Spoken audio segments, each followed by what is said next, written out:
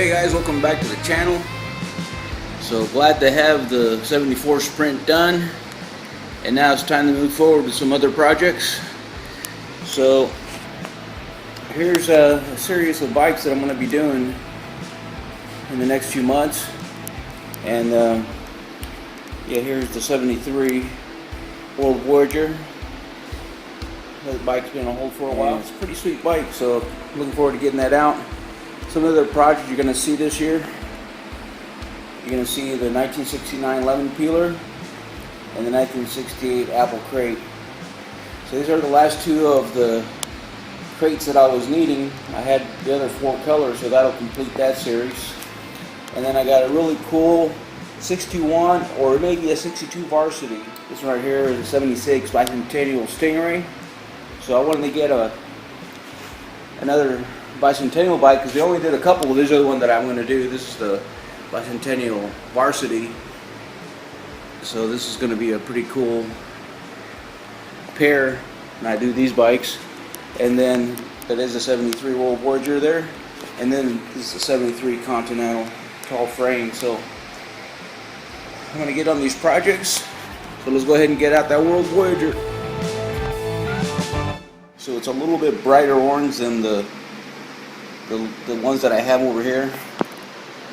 These are the Sunset Orange. These are Cool Orange. So these bikes are a little bit brighter. So can't wait to get this out. Go ahead and pull out these tires, get that carburetor out of there, and get that bike out. Look, it was wrapped nicely. Again, these bikes were definitely very cool. Here's the brakes on it. So we'll take everything off. This one had the chrome plated lugs on it. So again, it was very similar to the Paramount with all the features. It's got the alloy handlebar on it. This one's got the shifters on the handlebars. So that's pretty cool. Here's the rest of the bike. This is the Krang long throw derailleur. There's a chain. It's got the Christoph Special clips on it with what appears to be very similar to the Campanello pedals.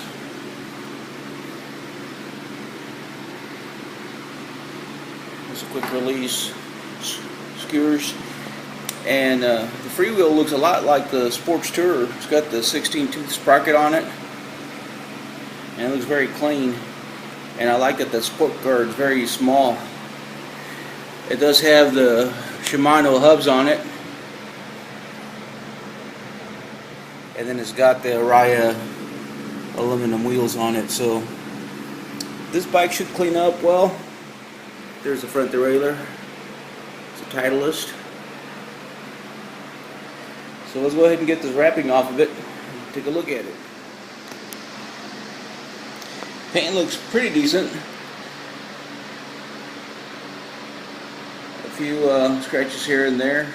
So I should be able to touch up some of these little imperfections.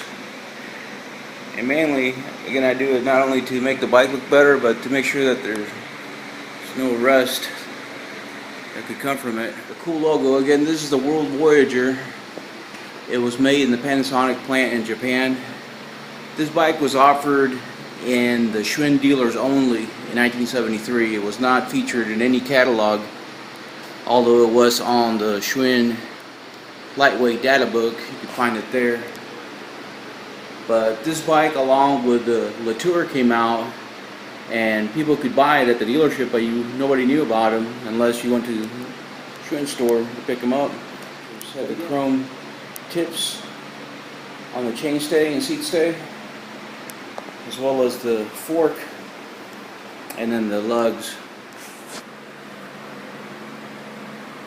So this is the Dura-Ace crankset, and I believe this saddle might not be the original because I've seen them with a Brooks style type of saddle. So I'm gonna do more research and figure it out. The tape doesn't look bad, and it's probably going to be hard to find that particular color. As you can see, there's the Sunset Orange. You can see the difference of the two colors. The Cool Orange is definitely brighter, looks more like a Mopar Hemi Orange, which is the color that came first.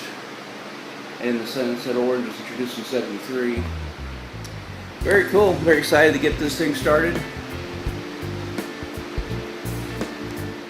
Well, the chrome looks pretty good, but again, we're going to take this apart and get her up to speed. And here's some details from the Schwinn lightweight data book. Again, the bike came in 3 colors, 2 frame sizes for $275, and it went right underneath the Paramount and right over the Sports Tourer. 4130 chrome-moly steel frame tubing, chrome-plated head lugs, fork crown, front and rear fork ends, had the Sun Tour fingertip shifters, and it did have the Dura-Ace 3-piece alloy crankset, as well as the KKT steel rat trap pedals.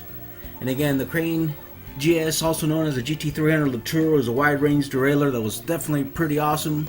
Had the Titlist front derailleur, and it appears that it had the seamless leather-covered nylon saddle, and it was optional to get the Brooks with the B15, which is what I want to get. So again, overall, it's a very cool bike. It weighed about 27.5 pounds for the 21-inch frame, a little bit more for the 23-inch. So in 1973, the Paramount was $450, and the Sports Tourer was $220.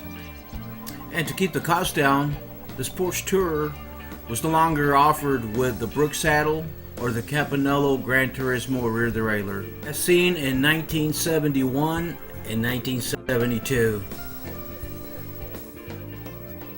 These are some of the images that I saw on eBay when I bought the bike. And again, the bike is very complete, pretty decent shape, and it should look really nice once it's done. So hopefully I can do it justice. Really excited about this project. So stay tuned for part 2, and I should be able to get it done in 2 parts, guys. So thanks for watching. See you next time.